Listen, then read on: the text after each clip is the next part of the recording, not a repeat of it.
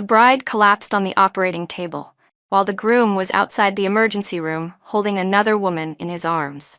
I never imagined my wedding would end with a surgery and betrayal. Under the blinding surgical lights, I vaguely heard the doctor's voice echo beside me. "Mr. Foster, both your wife and Miss Lynn urgently need a blood transfusion, but the hospital doesn't have enough. Who should we prioritize first?" Logan Foster's voice came cold and decisive. "Give it to Lacey first. She's carrying my child. Nothing can happen to her." The doctor tried to reason with him. "But your wife's condition is more critical. If we don't transfuse her now, I'm afraid she won't make it. We've already contacted other blood banks. The blood will arrive soon. Please reconsider."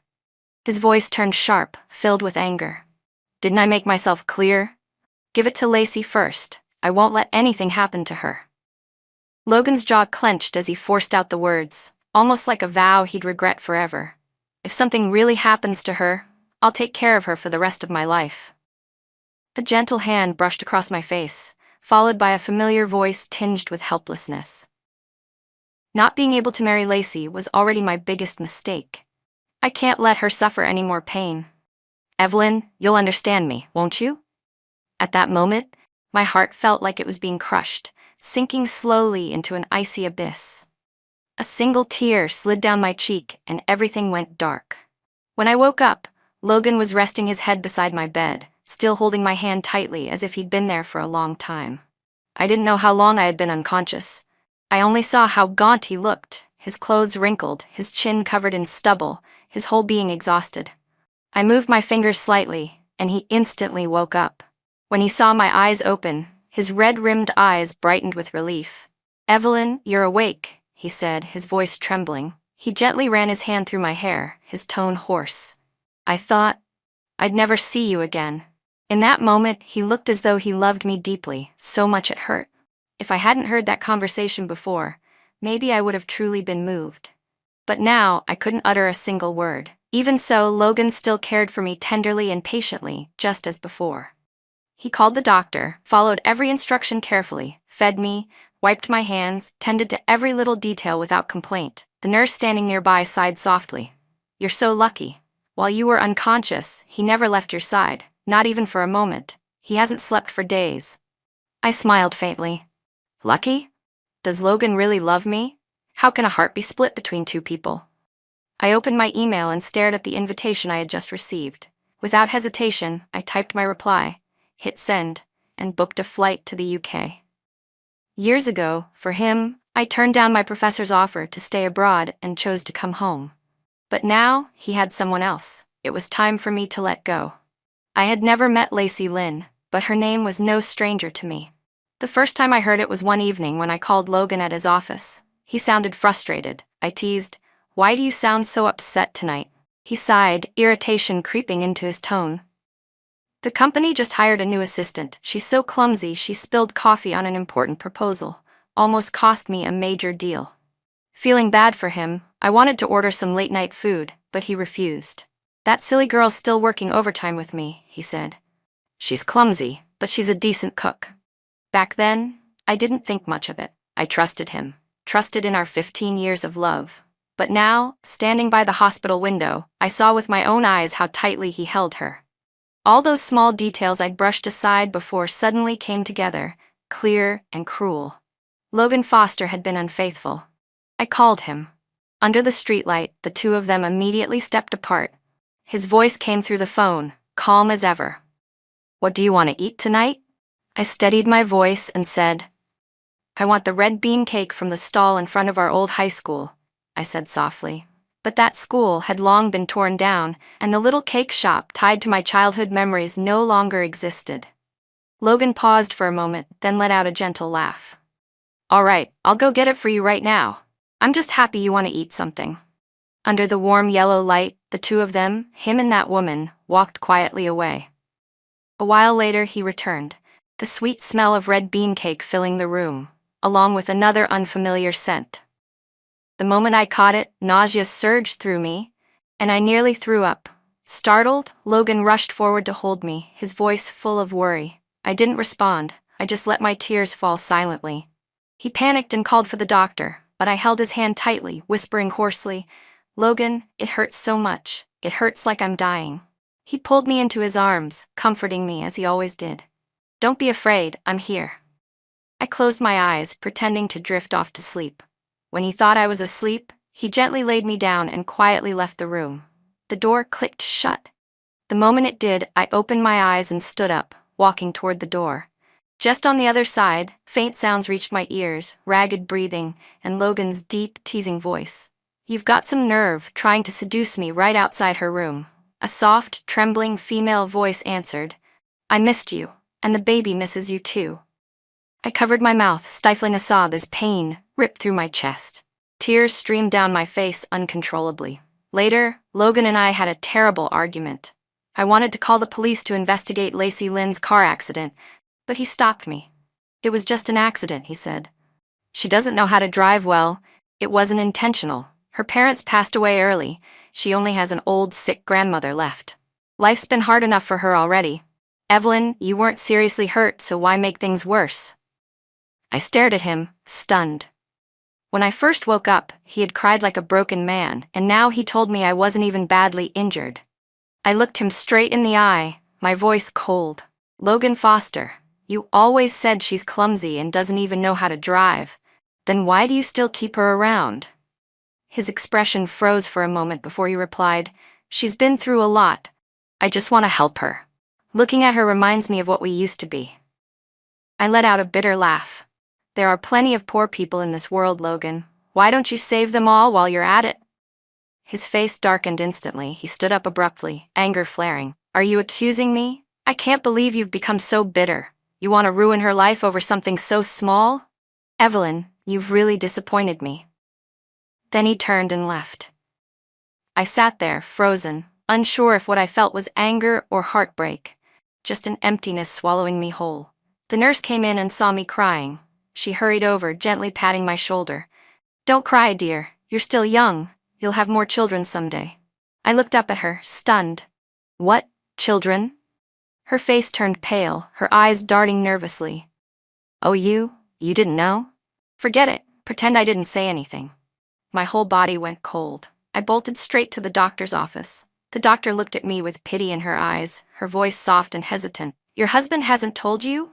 She paused, then spoke quietly. "You had a miscarriage. The baby was 3 months along." I walked out of the examination room like a ghost, drifting aimlessly down the hospital corridor. My knees gave out, and I clutched my stomach, sobbing uncontrollably. I was an orphan. My parents died young, and my grandmother raised me. She passed away 5 years ago. I had always hoped for a home, a real family. That baby was my hope. My hands trembled as I touched my belly. There had once been a tiny life there. It came to me quietly and left me just as silently. And its father? He felt no sorrow, no grief, only the urge to protect the woman who had caused our child's death. "Mommy, when are you coming home? I miss you." I lifted my head and looked down the hospital corridor. At the far end, Logan Foster was holding the hand of a little boy about 4 or 5 years old. Across from him stood Lacey Lynn, her smile gentle and tender. She bent down and brushed the boy's hair lovingly. "Mommy's getting discharged soon," she said softly. "Have you been good while Mommy was away, Evan?" "I've been really good. Uncle Logan says I'm the best boy ever," the child chirped proudly. Logan's normally cold, distant face softened, his voice warm and kind. "Evan, you really are a great kid," he said quietly. "I'm proud of you." The scene before me looked almost perfect, like a ready-made family. A man, a woman, and a child framed in the soft light of the hospital hallway. My chest tightened painfully as I watched them. I pulled out my phone with trembling hands and scrolled through old messages. I had been overseas for 7 years, while Evan was already 4, maybe 5. Lacey and Logan had known each other for less than half a year. That child couldn't possibly be his. A cold shiver ran through me. So this was it. Not a child binding them together, but something subtler and far more dangerous. Pity, familiarity, and the comfort of being needed. All the little things I'd brushed off, the way he defended her, the softness in his voice when he spoke her name, suddenly formed a pattern I could no longer ignore. A chill ran down my spine, freezing me to the core. My whole body shook uncontrollably, as if someone had poured a bucket of ice water over me. Now I finally understood. No wonder he never fired her, no matter how many mistakes she made. No wonder he ignored every other woman but always ate the meals she cooked for him. I suddenly remembered that every time Logan visited me in London, before returning home, he would stop by the mall to buy piles of luxury cosmetics and perfume. I used to ask him curiously, and he'd always answer casually, "They're just business gifts." But now, thinking about it, those gifts must have been for Lacey. A wave of disgust surged through me. I covered my mouth, trying to hold back my sobs, the pain so suffocating it felt like I couldn't breathe. And yet, I had always believed I'd done everything right. I never betrayed anyone. I was sincere and wholehearted with both my friends and the man I loved. Logan once told me that meeting me was the greatest luck of his life. He said he loved me deeply, indulged all my whims, never once let me suffer any grievance. He remembered every little thing I liked, treated me like I was more precious than his own life. But now, I realized, it had all been a cruel joke. Watching him and Lacey walk toward the stairway hand in hand, I instinctively hid behind the door. I didn't have the courage to face the truth. I was terrified of the disgust, the betrayal, the brutal reality. Love, once so sweet and tender, had turned into a nightmare. I knew that from this day on, every time I woke in the middle of the night, I would relive this nightmare all over again. Numb and hollow, I walked out of the hospital, wandering aimlessly through the early spring dusk.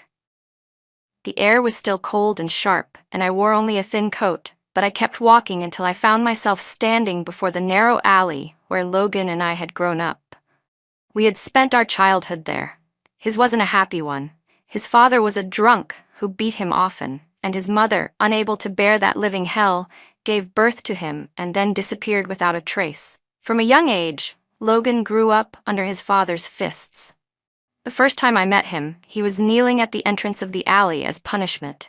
He was small and thin, his face swollen red from being slapped, a trickle of blood on his forehead. I walked past him, then stopped and turned back. Finally, I reached out and grabbed his hand, pulling him toward my house. "You're such an idiot," I said. "If he hits you again, just run. Come to my house, I'll give you food." My grandmother saw the bruises and welts on his body and couldn't hold back her tears. She kept muttering how cruel life was while gently treating his wounds with herbal medicine.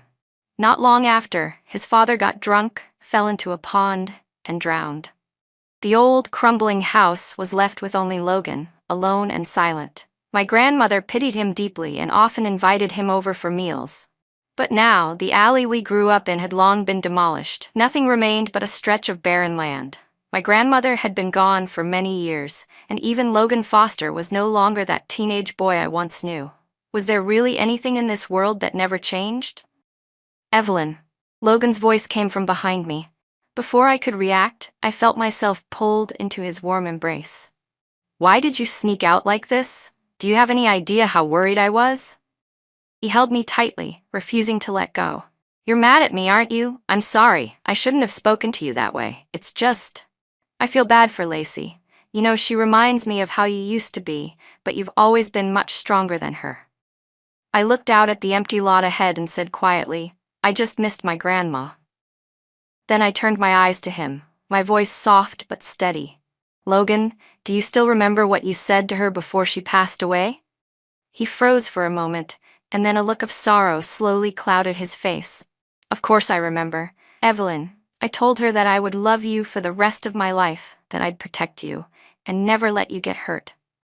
I closed my eyes, exhausted, a faint, bitter smile tugging at my lips. "So? You still remember?"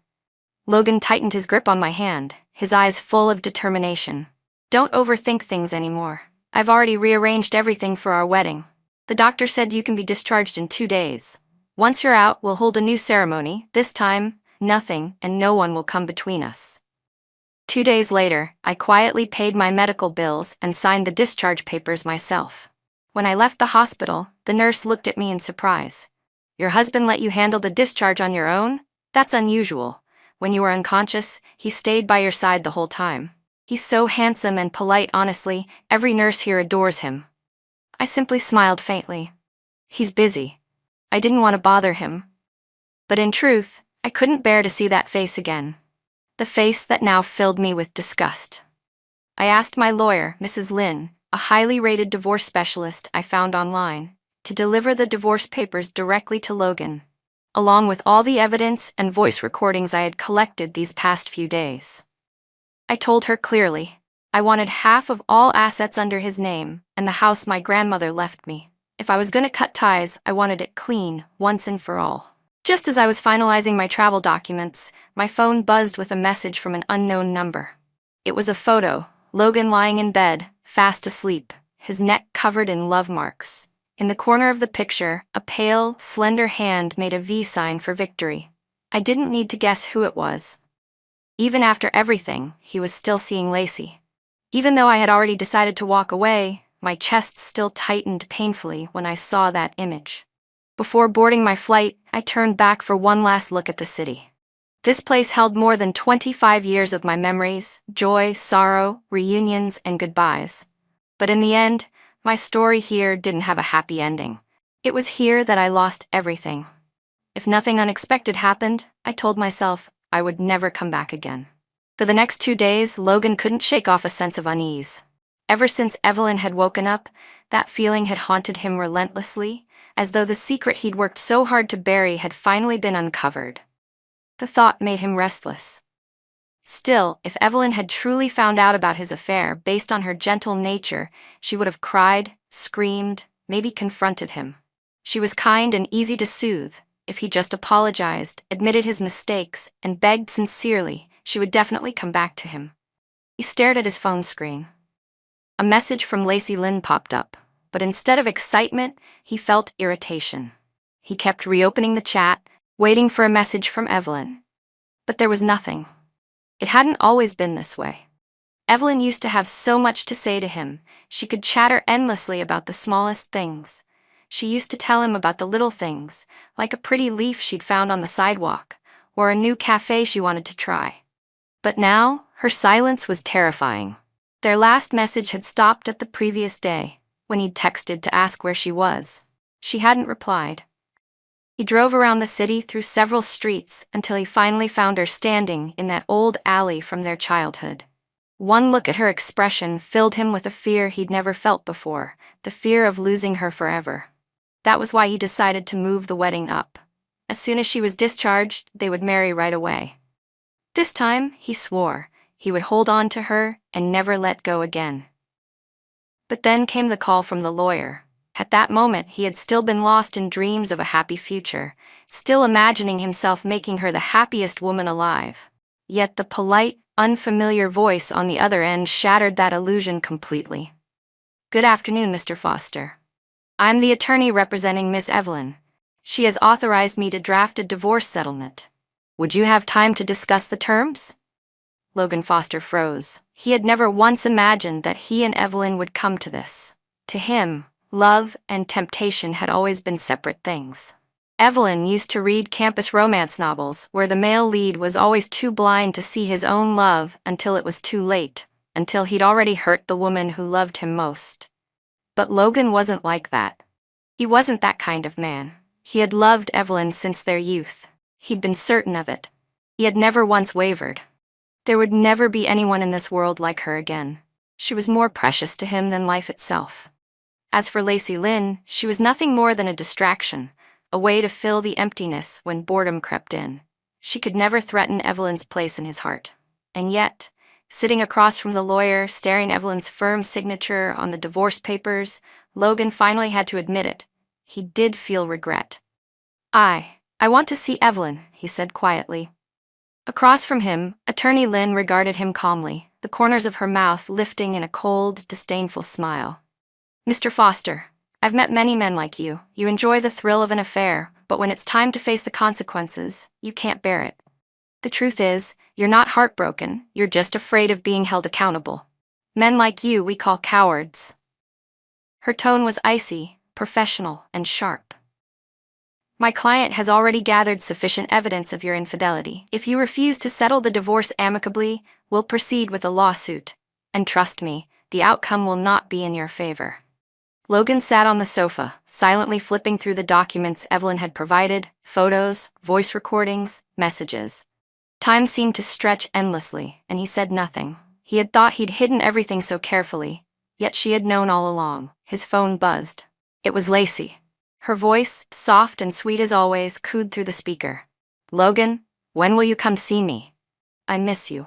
Half of his face was shrouded in shadow as he spoke coldly. "Lacey Lynn, how many times have I told you, don't ever appear in front of Evelyn again?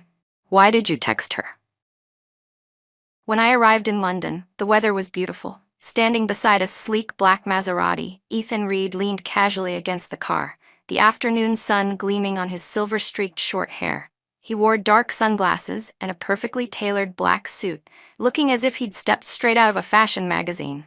The moment he saw me, he took off his sunglasses and strode toward me with a bright, easy smile. He grabbed the suitcase from my hand and opened his arms wide. "Welcome home." I stepped back 2 paces, avoiding his enthusiasm with a polite but distant expression. Ethan and I had gone to the same university. He was my senior and once the top student of our professor. I studied antique restoration, and my professor had once praised me highly, saying I had a rare natural talent and the potential to become one of the best. In the end, though, I let my professor down. After graduation, I turned down the job she had recommended for me and returned home, determined to build a future with Logan. Meanwhile, Ethan stayed abroad to continue his career. I looked him up and down, then sighed softly.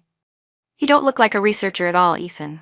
I had said the same thing every time we met, but I couldn't deny it. No matter how many hours I spent locked in a restoration lab, staring at relics and antiques, looking at a face like his could never be boring. This time, my return to London was partly because I couldn't stay in my home country any longer, and partly because Ethan had recently received a large batch of damaged artifacts. He was overwhelmed with work and desperately needed an assistant with skill and precision.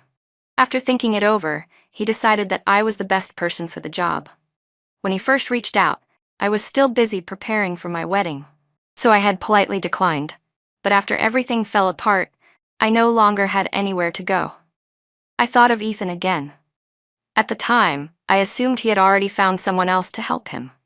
I just needed an excuse to run away, from the city, from the memories, from him.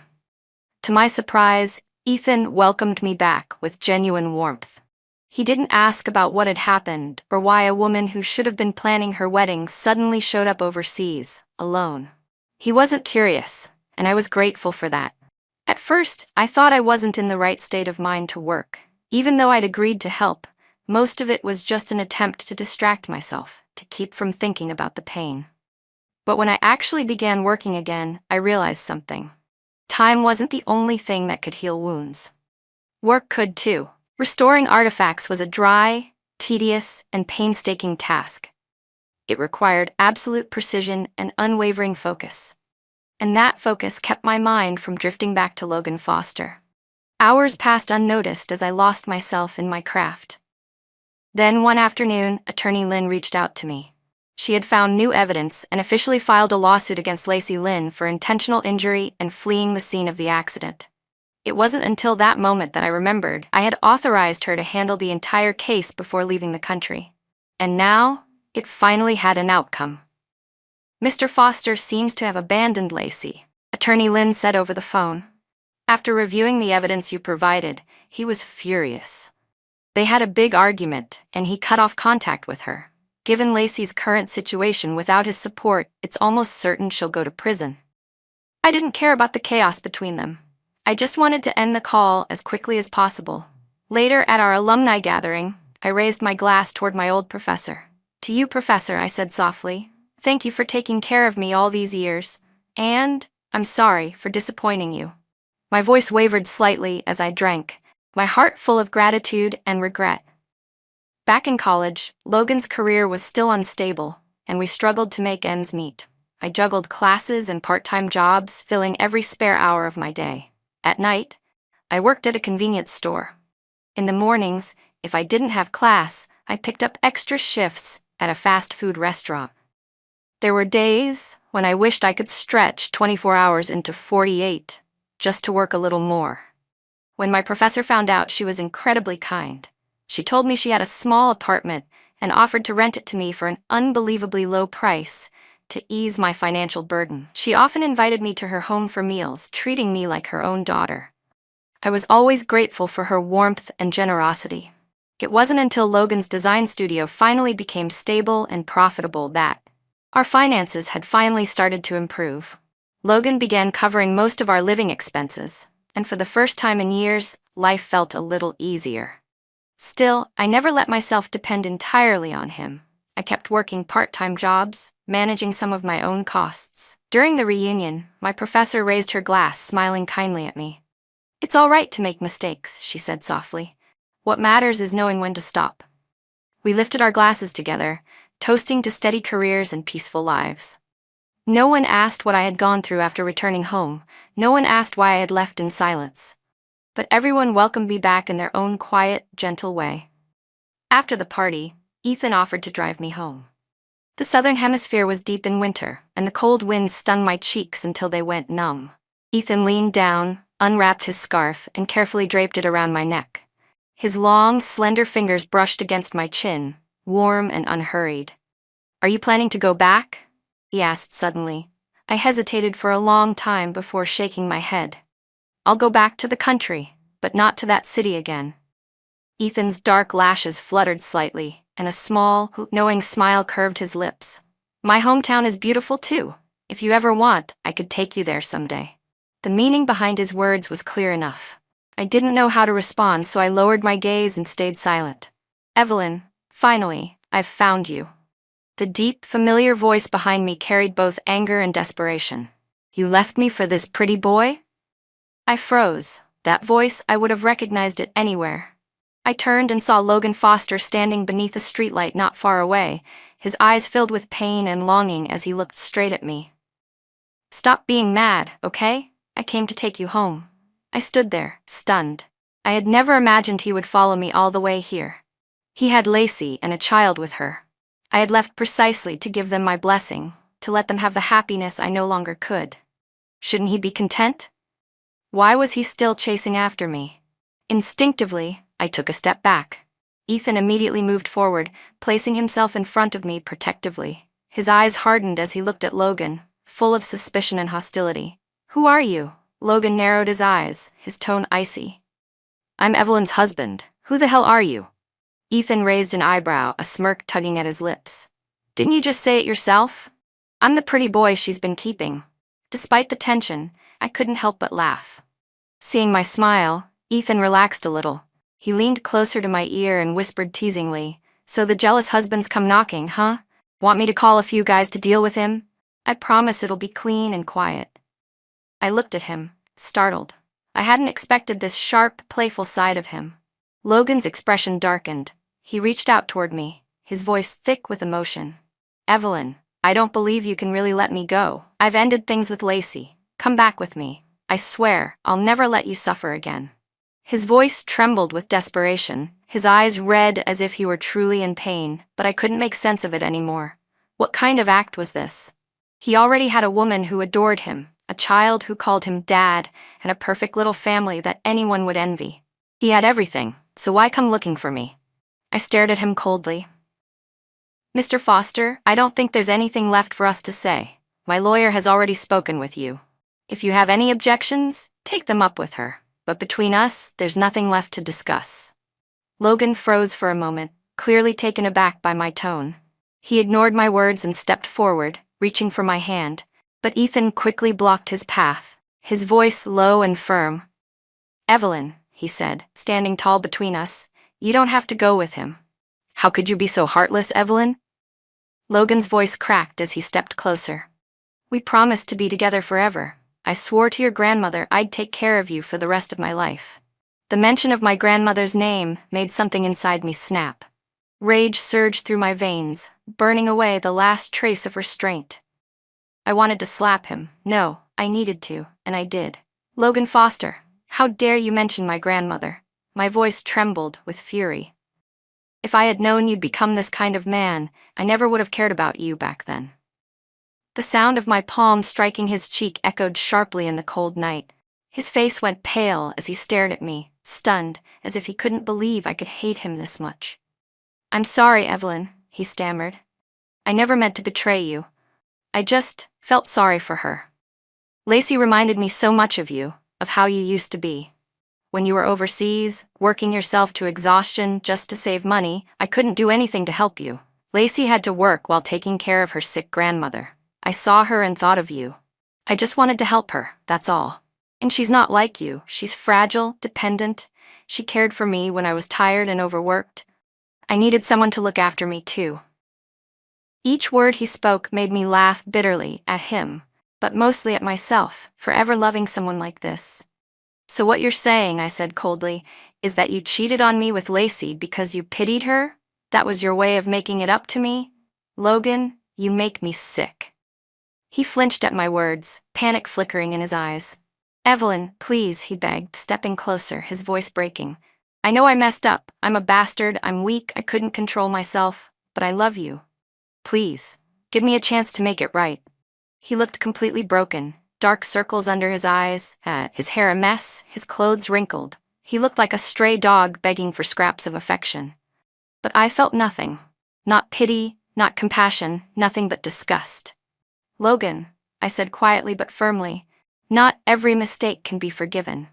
The image of him holding my grandmother's hand flashed through my mind, his solemn promise that he would cherish me for life, that he'd never let me suffer. Yet just months after she passed away, he'd been in another woman's arms, creating a new life with her. You swore to her that you'd never hurt me, I said, my voice shaking. And only a few months after her death, you slept with Lacey Lynn. You had a child with her. What right do you have to ask for forgiveness? My throat tightened as anger burned behind my eyes. Get out, Logan Foster, I hissed. I don't ever want to see you again. He stood frozen, speechless, the light in his eyes dimming. Then, without another word, he turned and walked away. The moment he disappeared from sight, I felt a soft touch on my cheek. Hey, Ethan said gently, his voice low and soothing. Don't be sad. He's not worth your tears. He handed me a tissue, his warm gaze steady on mine. That small kindness, so simple, so human, broke the fragile dam I had built inside myself. My chest heaved and I collapsed against him, sobbing uncontrollably into his chest. For a long time after that night, I didn't see Logan again. It wasn't until Attorney Lynn called me that I heard two pieces of good news. First, Lacey Lynn had finally been sentenced to prison. The court concluded that her reckless driving caused the accident that led to my miscarriage and severe physical harm. She was sentenced to 5 years in prison. Second, Logan Foster had finally agreed to the divorce. He signed away every asset under his name, leaving everything to me, and walked away with nothing but the clothes on his back. When Attorney Lynn told me, she let out a cold, sarcastic laugh. What a show! Acting like a tragic, self-sacrificing lover now that he's lost everything. I understood what she meant. During the affair, he had been joyful and indulgent. But when the truth came to light, he suddenly pretended to be a man consumed by guilt and devotion, like he loved me so much he could die for it. But if he had truly loved me, how could he have betrayed me in the first place? Before she went to prison, Lacey Lynn requested to see me one last time. I wasn't particularly interested in meeting her, but around that same time, a museum back home invited me to join a restoration project. The timing was convenient, so I accepted the offer. This time, though, I didn't travel alone. I had a shadow following me everywhere. Ethan came along, acting like the perfect assistant, pulling my suitcase, staying close by my side the entire trip. His eagerness made me both amused and uncomfortable. When the museum director saw the two of us arrive together, his face lit up with surprise and delight. I could tell he hadn't expected a buy one, get one free situation. The day I met Lacey, it was drizzling lightly. Ethan insisted on accompanying me to the prison.